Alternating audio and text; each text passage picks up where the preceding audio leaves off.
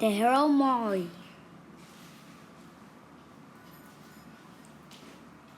Hero of the Pacific. The Polynesian people settled more than 1,000 islands in the Pacific Ocean. Each island has its own traditions, but one of the mythical figures common all to of Polynesia is the trickster Maui. His heroic exploits have been told in different ways all across the Pacific. Maui was a demigod, the son of a human woman and a god. Therefore, he was not immortal, but he did have supernatural powers of cunning, imagination, and strength. Here are a few stories that Polynesians had told about the hero Maui. Maui pushed up the sky. Long ago, Earth and sky had not yet separated. People were forced to crawl from place to place when they wanted to move around. It was very inconvenient and difficult for people to fish from or visit one another. Seeing this, Maui decided to raise the sky to the heavens so humanity could move freely. He went to sky god Ru to request assistance this task.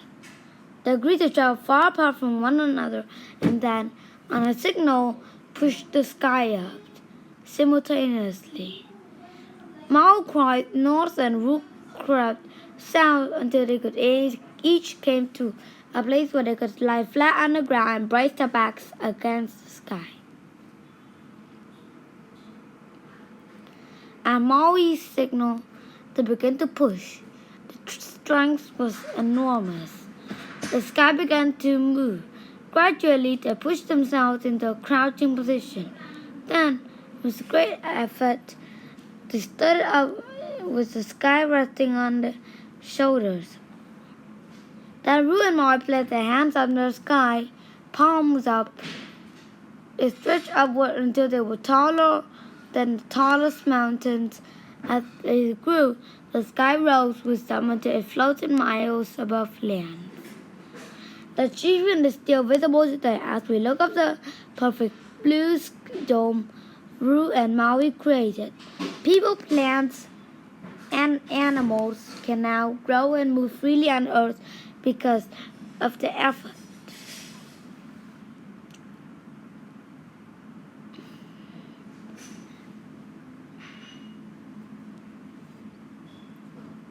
The lifting of the sky created an unexpected problem. Suddenly, the sun had enough space to run across it very quickly. The caused great suffering for humankind as the days became shorter.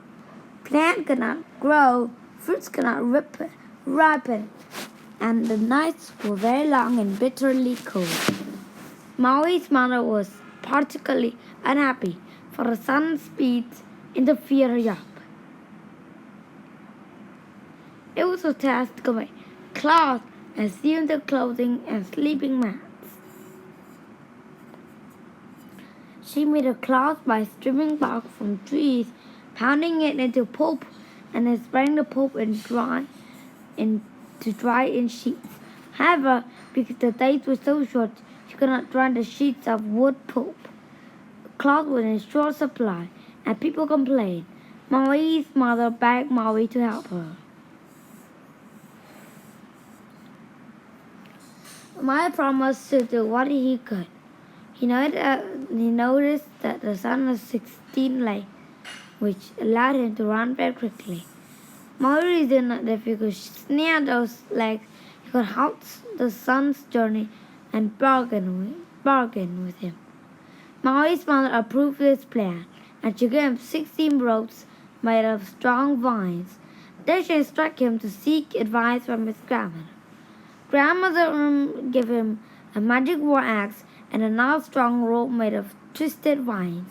He told Maui to hide underneath a tree at the top of a mountain. From there, she said, you'll be able to see the sun as he comes up. When his first light creeps over the horizon, soldier first rope, catch his legs, and fasten the rope to a tree. Do this as each of his light comes up, and you will trap him. The next morning, Maui concealed him under a tree at the top of a very tall mountain.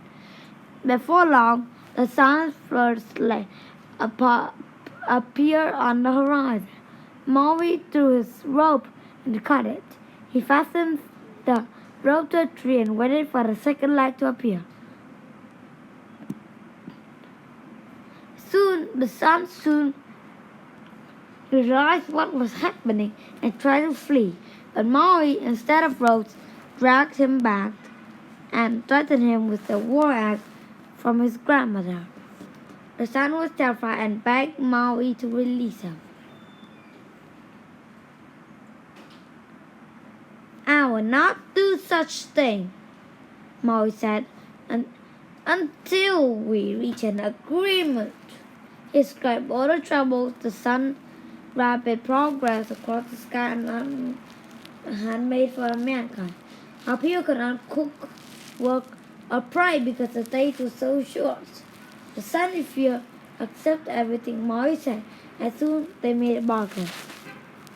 Maui was not hard-hearted, and he agreed to allow the travel quickly across the sky in winter. But in the summer, they agreed the sun would travel a leisurely pace so that the days would be long and the people would be able to complete their work. Thus Maui sneered at the sun and created seasons we have today. Maui pulls up the island. Maui's strength and cunning was equaled only by love of his mischief.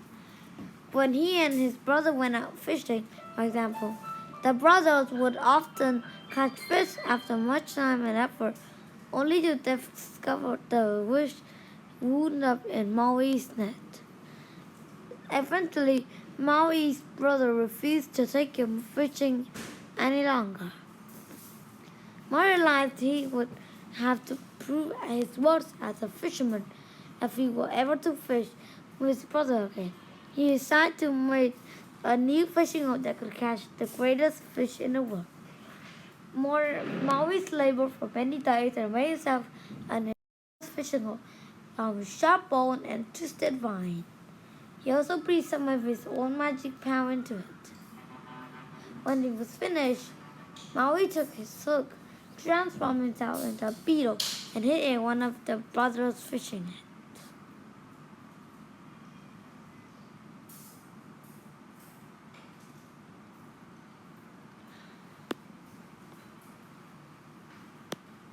As soon as the brothers went far out to sea, Maui transformed into his proper shape and revealed himself to them.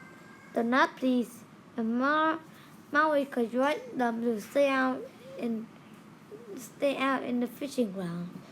If you would take me to the deepest part of the ocean, Maui said, I'll show you the greatest fish of the sea. His brothers grumbled rather than endure Maui's arguments.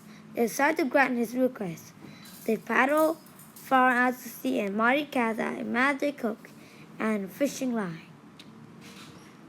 Suddenly, there was an enormous pull on the fishing line. Paddle! Maui cried to the brothers. Keep the line taut. We'll bring in this great fish together.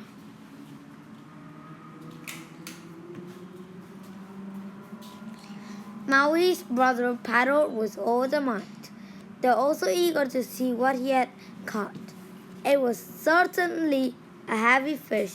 As they drove the oars into the water, the brothers found that their united strength was scarcely enough to keep the canoe moving. Finally, you could hear something splash up through the waves behind the canoe. One of the Maui's brothers glanced back to see what he caught. Then he screamed.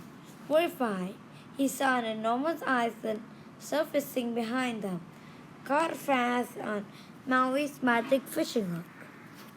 It looked like a monstrous fish about to devour them. Maui gave one final enormous heave and cast the line free, sending Ethan into place. Suddenly, a broad sound they were paddling in shallow water next to the beach. Exhausted, they rested on the oars and looked up in wonder at the island Moyan raised out at the ocean. That's how the hero Maui lifted the Pacific Islands out of the sea.